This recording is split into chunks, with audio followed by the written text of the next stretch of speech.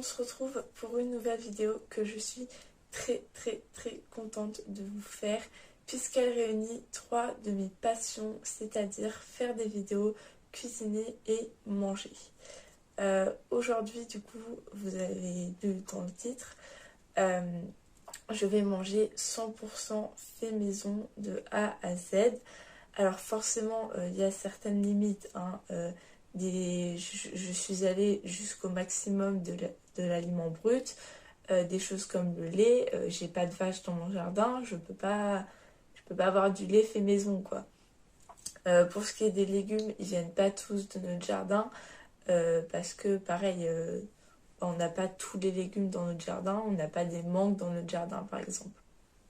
Le but de cette vidéo, c'est non seulement de moi me challenger parce que la cuisine c'est quelque chose qui est devenu compliqué avec les troubles alimentaires, la dépression, etc.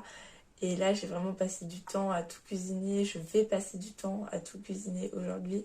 Donc c'est une manière de me challenger aussi et de vous montrer que c'est ok de pas savoir les calories parce que forcément tout est fait maison, donc je peux pas calculer les calories et c'est totalement ok. Je ne vais pas mourir, mon corps ne va pas partir en cacahuète ou je ne sais trop quoi.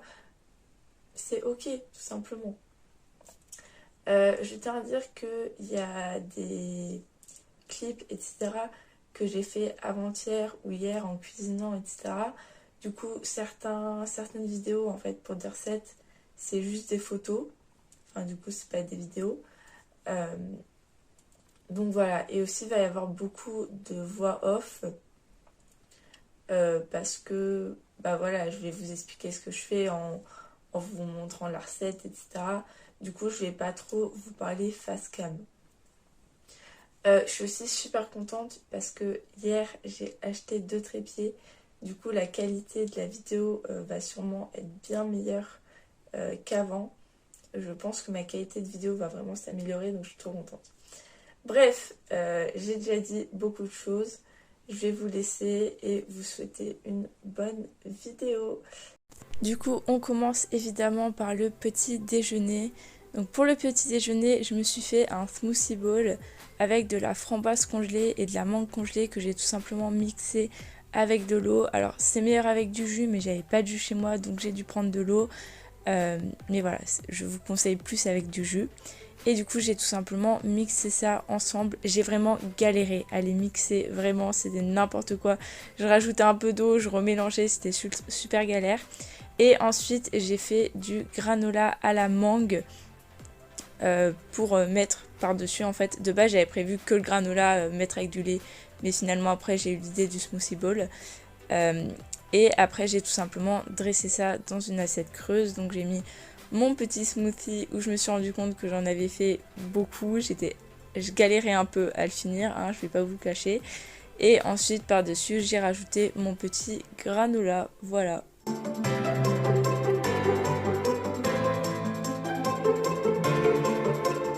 Du coup on va goûter ça ensemble. Je n'ai jamais mangé de smoothie bowl et je n'ai jamais fait mon propre granola. Bon, le granola, je l'ai fait avant-hier, donc vous vous en doutez, j'ai déjà goûté.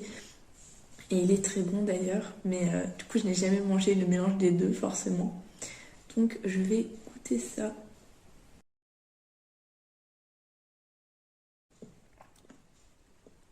C'est super bon. Je valide fortement. Je conseille, c'est très bon. Du coup, je vais aller me régaler. Et je vous retrouve pour le déjeuner. Pour le déjeuner, je me suis donc fait un bagel. J'ai fait mes bagels maison. Ça a duré assez longtemps parce qu'il y a beaucoup d'étapes, etc. Mais j'ai finalement réussi et ils étaient pas mal bons, je dois le dire.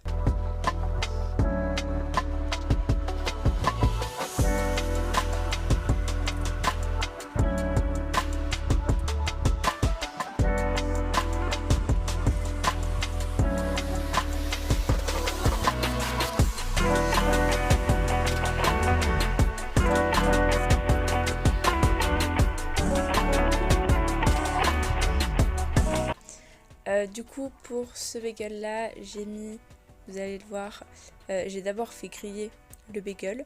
Après j'ai mis du fromage frais, du concombre en tranches forcément, du saumon et de la tomate en tranches, poivre, sel, etc. etc. Et voilà.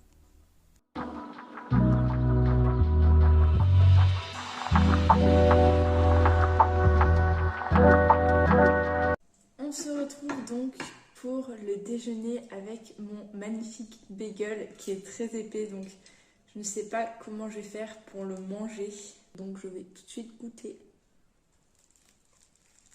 C'est également validé.